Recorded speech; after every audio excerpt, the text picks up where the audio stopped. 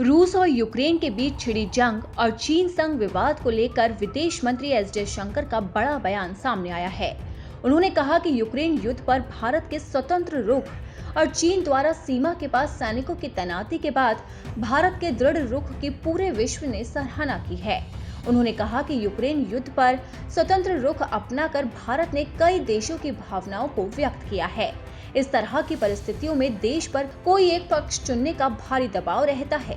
विदेश मंत्री एस जयशंकर ने कहा, हमने स्वतंत्र रुख अपनाया है। हमने अपने लोगों की भलाई के दृष्टिकोण से ही जो सही समझा वही फैसला लिया। इस बात की पूरी दुनिया ने तारीफ की है।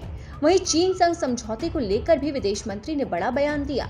उन्होंने कहा कि 2 साल पहले महामारी के बीच चीन ने समझौते का उल्लंघन करते हुए सीमा के करीब सैनिक तैनात कर दिए।